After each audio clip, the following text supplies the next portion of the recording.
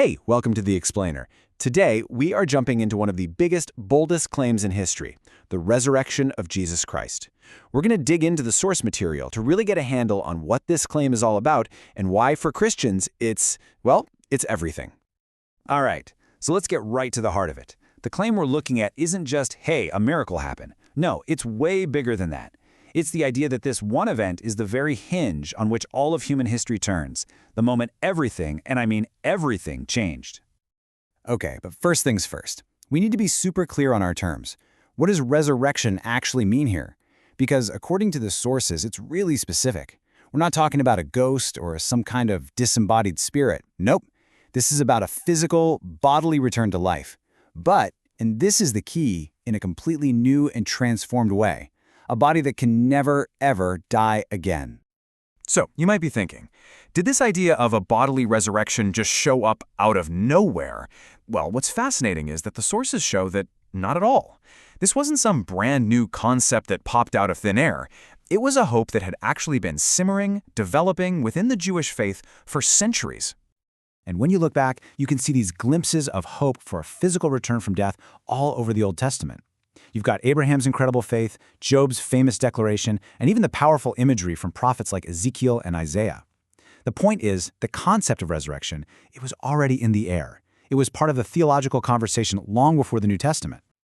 Okay, but that brings us to a really crucial question, right? Because the Bible actually talks about other people being brought back to life. So, what's the big deal? What makes Jesus' resurrection so different, so unique? And this is where the sources draw a really sharp distinction, a super bright line. Think about someone like Lazarus. When he was raised, it was basically a resuscitation. He came back to his old mortal life, and you know what? He was going to die again. But Christ's resurrection, that's presented as something else entirely. It's the start of a totally new, immortal kind of life. And here's the kicker.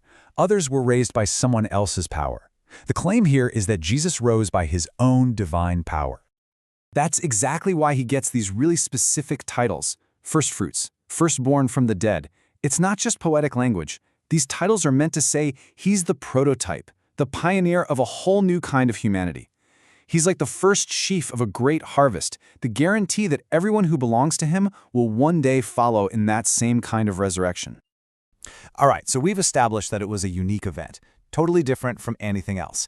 But why is it considered the central event in all of Christian theology?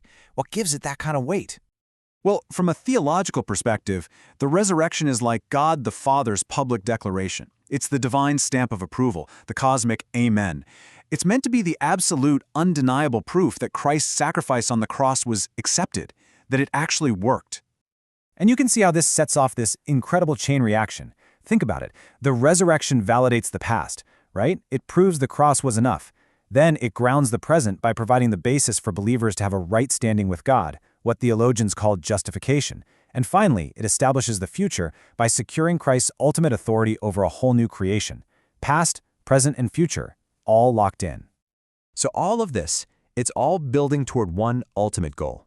And the sources point us to a key passage in the book of Colossians that really pulls it all together. The whole purpose of the resurrection wasn't just about defeating death. It was about establishing an entirely new order for the universe. And here it is.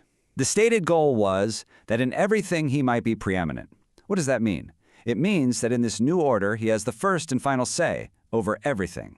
By conquering death, the final enemy, his supreme authority over this new creation is proven to be absolute. Game, set, match. Okay, so that's the big picture cosmic theology.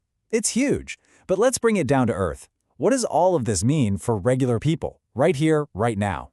How does this ancient event actually translate into a practical, living hope for believers? And we're not just talking about wishful thinking here. This isn't some vague hope for the best kind of optimism. The sources describe it as an active, vibrant confidence that's rooted in a real, historical event. And there's a reason it's called a living hope, because its source, the risen Christ, is himself alive. And this living hope has incredibly practical implications. I mean, it touches everything. It gives you assurance for the future, a guaranteed resurrection.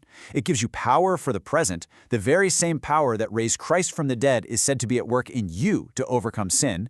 It fuels your ability to persevere through tough times, and it provides a rock-solid foundation for the entire mission of the church.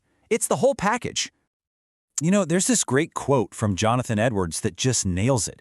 It reminds us that this hope isn't just some private, individual thing. It's the very thing that gives birth to the entire community of faith. In a very real sense, the church exists because of this hope. And that brings us to one last really big thought to chew on. If Christ's resurrection is just the first fruits, just the beginning of the harvest, what does that imply? It means the promise is way, way bigger than just personal salvation. It points toward the renewal of everything, a new heavens and a new earth, totally free from death and decay. And that is the ultimate mind-blowing scope of this living hope.